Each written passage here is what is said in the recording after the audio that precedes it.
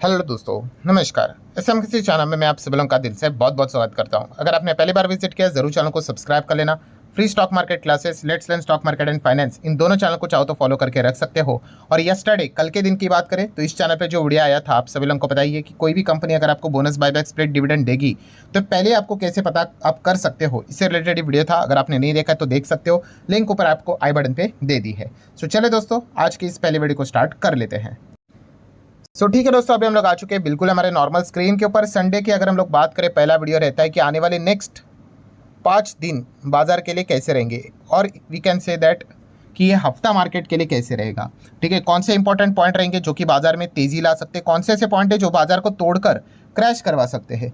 तो ये सारे पॉइंट्स मैं आपके सामने रखने वाला हूँ। तो स्टार्ट करते हैं विथ 2 फॉर्मेलिटीज। फर्स्ट फॉर्मेलिटी, क्या बाजार पूरे 5 दिन चलेगा, क्या कोई छुट्टी है? तो दोस्तों आपको पता ही है कि कल की अगर हम लोग बात करें, मंडे 31 तारीख, ईद के चलते हम लोग को बाजार क्लोज रहते हुए देखने को मिलने वाला है।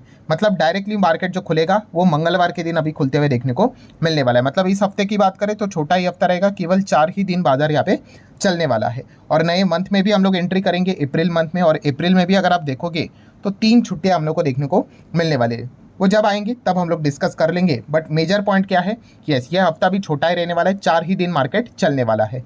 सेकंड, अगर हम लोग फॉर्मेलिटी की बात करते हैं तो क्या बात करते हैं, बाजार का माहौल क्या कहता है। ऑब्वियसली शॉर्ट टर्म के हिसाब से माहौल की बात होती है।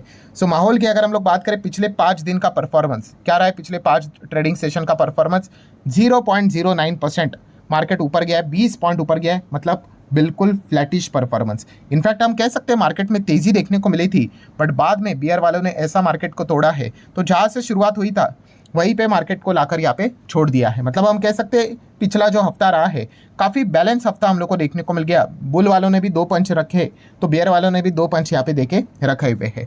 ठीक है, देन अगर हम लोग यहाँ पे बात करेंगे इस हफ्ते से रिलेटेड, अगर सबसे इंपॉर्टेंट कौन कौन से पॉइंट रहेंगे, तो सबसे पहले नए मंथ में हम लोग एंट्री कर रहे हैं तो ऑटो सेक्टर सबसे पहले फोकस में रहेगा, क्योंकि ऑटो सेल्स के आंकड़े हमारे सामने आ जाएंगे कि कौन सी कंपनी ने कितनी गाड़ियाँ बेची है मार्च मंथ में।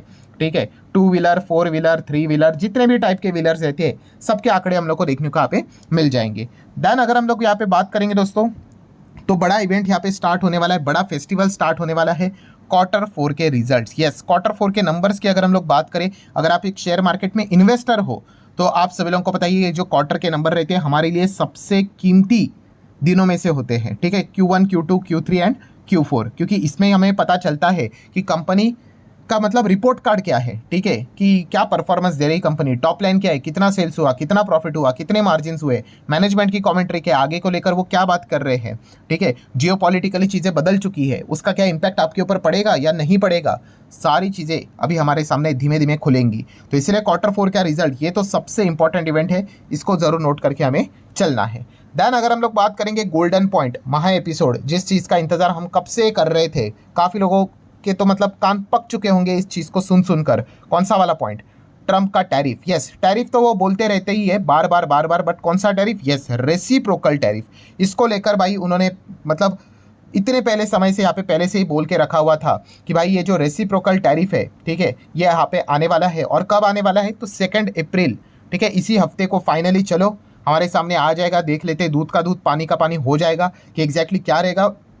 प्रॉब्लम ये है कि यहाँ पे बहुत बड़ी अनसर्टिनिटी, क्यों? क्योंकि अभी भी कैलकुलेशन टोटली अनक्लियर है, क्योंकि किसी को कुछ पता ही नहीं है कि एग्जैक्टली टैरिफ कैसे लगाएंगे, उसका पैटर्न क्या होगा।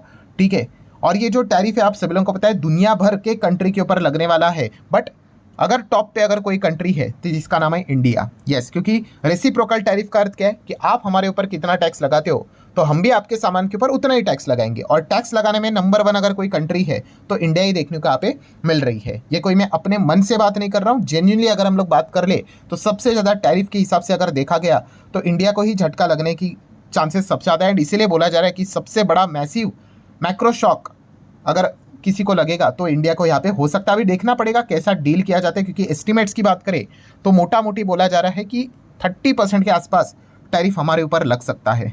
ठीक है, और अगर ऐसा हुआ तो हमारे एक्सपोर्ट की धज्जियाँ उड़ सकती है।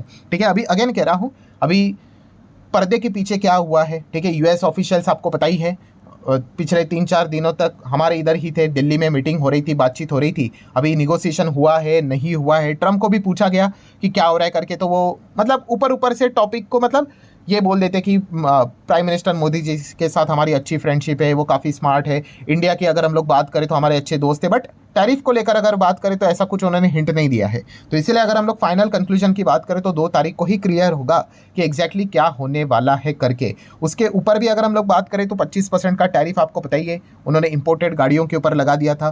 ठीक है, जो भी गाड़ी अमेरिका में जाएगी उसकी भी डेट हम लोग को देखने को मिल रही है, 2 या 3 तारीख को ही इसके साथ शुरुआत होने वाली है। एंड अगले टारगेट की अगर हम लोग बात करें, ठीक है, यस्टरडे की बात करें, इस टॉपिक को मैंने कवर किया था, अगला टारगेट है ट्रम्प का फार्मा सेक्टर। ये मैंने मतलब ये खुद उन्होंने बात यहाँ पे बोल के रखी हुई है। हालांकि एग्जैक्टली कितना टैरिफ रहेगा, उसका टाइमिंग और रेट कितना है, इसकी डिटेल अभी तक उन्होंने प्रोवाइड नहीं की है। बट यस, ट्रम्प ने इतना बोल दिया कि भाई फार्मा वाले रेडी हो जाओ, आपका अगला नंबर लगने वाला है। सो जैसे ऑटो कंपनी के ऊपर टैरिफ लगा, उसके बाद आप लोगों ने देखा होगा जो कंपनी का अमेरिका से रिलेटेड डायरेक्टली और इनडायरेक्टली बिजनेस है ऑटो सेक्टर को लेकर, वो कैसे धाराशेष हो गए। उसमें से एक था टाटा मोटर, जो तो डायरेक्टली बिजनेस करता है, JLR के थ्रू 22% के आसपास की सेल होती है, उनकी धज्जियां उड़ गई। देन मदरसन की अगर हम लोग बात कर ले, देन उसी के साथ साथ सोना कॉमस्टार की बात कर ले, ठीक है, इनडायरेक्टली वो भी ऑटो एंसिलरी में काम करते हैं, यूरोपियन मार्केट के थ्रू उनकी गाड़ियाँ, मतलब जो भी पार्ट्स रहते हैं जो गाड़ियों में लगते हैं वो अमेरिका में पहुंचते हैं, तो उनकी भी हालत ख़राब यहाँ पे हो गई।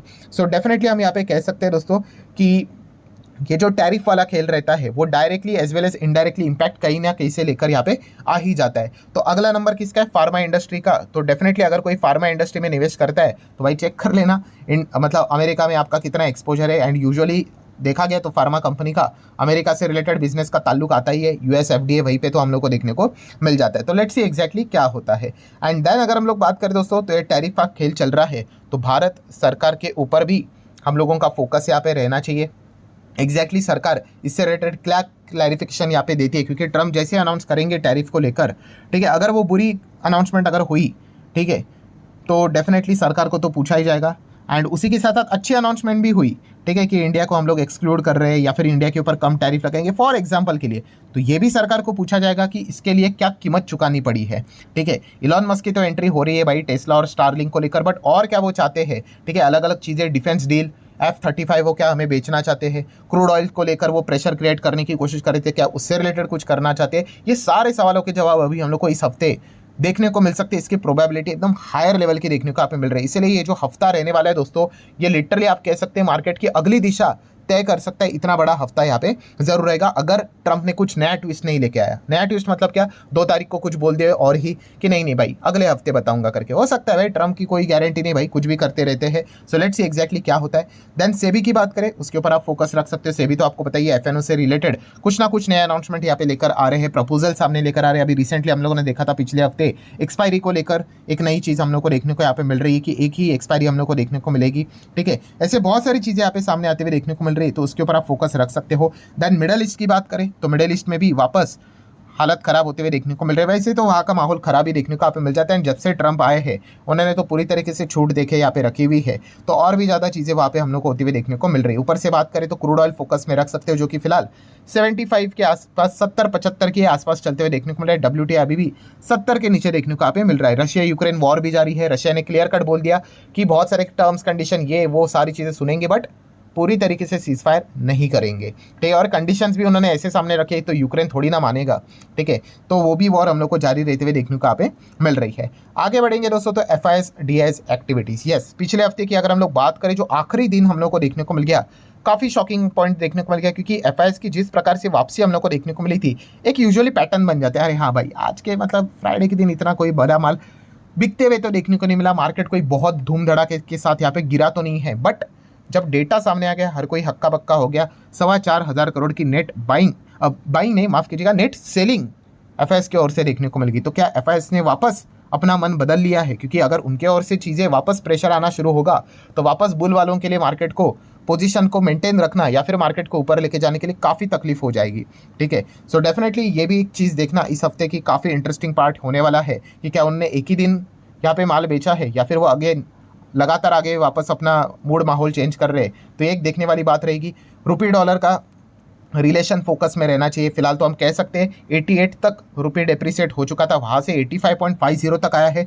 काफ़ी अच्छा कमबैक देखने को यहाँ पे मिल चुका है। ठीक है, तो एक पॉइंट है जिसको फोकस में रखना है। बिटकॉइन की अगर बात करें तो बिटकॉइन वालों को भी झटका लग चुका है। $1 लाख को पार किया था जैसे ट्रंप आए थे। ठीक है, ऐसा लग रहा था भाई कि बिटकॉइन के ही दिन अभी आने वाले हैं, मार्केट तो चला गया भाई, बट ऐसा कुछ नहीं है। वापस बिटकॉइन की हालत यहाँ पे खराब हो गई, $1,00,000 से नीचे फिर 90 आ गया, मतलब पहले 95 फिर 90 फिर 85 एंड अभी $80,000 के आसपास बिटकॉइन भी हम लोग को नीचे लुढ़कते हुए देखने को मिल रहा है।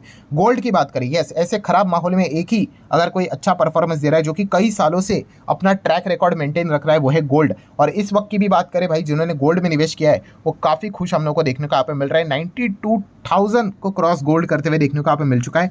ऑल टाइम हाई, नए नए ऑल टाइम हाई गोल्ड लगातार बनाते जा रहा है। और ट्रम्प जैसे आए थे, एक अनुमान हम लोगों ने पहले भी लगाया था कि जितना ज़्यादा वो अनसर्टिनिटी क्रिएट करेंगे मार्केट में, उतना ज़्यादा गोल्ड में, सेफ हेवन में पैसा हम लोग को शिफ्ट होते हुए देखने को मिल जाता है। बीच में हम लोगों ने एक डेटा भी देखा था कि सबसे ज़्यादा इन्वेस्टमेंट अगर किसी में हम लोग को आते हुए देखने को मिल चुका है, वो गोल्ड ETF में आते हुए देखने को यहाँ पे मिल चुका है। ठीक है, तो ये एक अंदाज़ा यहाँ पे दे रहा था। एंड ट्रम्प एक ऐसी चीज़ है दोस्तों जो अगले 4 साल तक हम लोग को देखने को यहाँ पे मिलने वाली है। और जब जब यहाँ पे अनसर्टेनिटी बढ़ती रहेगी, तब तक गोल्ड में लोगों का कॉन्फिडेंस और निवेश भी बढ़ता रहेगा। देन अगर हम लोग बात करेंगे डॉलर इंडेक्स के ऊपर, हम फोकस रखते ही है, अभी भी 103 104 तक देखने को मिल रहा है। 110 के हिसाब से, जिस हिसाब से गिरा था 110 से लेकर, तब जाके ट्रम्प का थोड़ा सा स्टेटमेंट वाला जो माहौल चल रहा था वो रुक चुका था। बट 103 104 पे वापस उनकी शुरुआत यहाँ पे हो चुकी है। ये थोड़ा अगर डबल डिजिट में आ जाए तो मज़ा आ जाएगा। देन अगर हम लोग बात करेंगे bond yield, yes, bond yield भी ये मतलब जितने स्ट्रांग होंगे, ठीक है, अभी अनसर्टिनिटी के चलते यूजुअली देखा गया तो बॉन्ड यील्ड भी अच्छा परफॉर्मेंस यहाँ पे दिखा सकते हैं। लोग सेफ इसमें पैसा रखना पसंद यहाँ पे करते हैं। ठीक है, तो इसके ऊपर भी आप फोकस बनाकर रख सकते हो। देन अगर हम लोग बात करेंगे दोस्तों तो ऑप्शन चेन की बात करें तो नो डाउट 23,500 के लेवल के ऊपर हल्का सा हम लोग को क्लोजिंग होती हुई देखने को यहाँ पे मिल चुकी है। अभी ये देखने वाली बात रहेगी क्या इस हफ्ते 23,500 जो कि एक होल नंबर रहता है, इसको तोड़ने में बियर वाले सक्षम रहेंगे या नहीं रहेंगे, एंड बुल वाले क्या 23,500 को बचाकर क्या अगला पड़ाव जो रहेगा 24,000 क्या उसको टच करने की कोशिश करेंगे? ये सारे सवालों के जवाब हम लोग को इस हफ्ते में देखने को मिलने वाले हैं। एंड खास करके सबसे बड़ा महा एपिसोड 2 अप्रैल को देखने को यहाँ पे मिलने वाला है। सो 2 अप्रैल कैसा रहेगा ये देखना काफ़ी इंटरेस्टिंग यहाँ पे हो जाएगा। सो आशा करता हूँ दोस्तों जितने भी इंपॉर्टेंट पॉइंट है वो सारे यहाँ पे मैंने कवर करके रखे हैं। वीडियो हेल्पफुल लगा होगा, इंटरेस्टिंग लगा होगा, चाहो तो लाइक एंड शेयर कर सकते हो। मिलते हैं अगले वीडियो में, तब तक के लिए तो बाय बाय।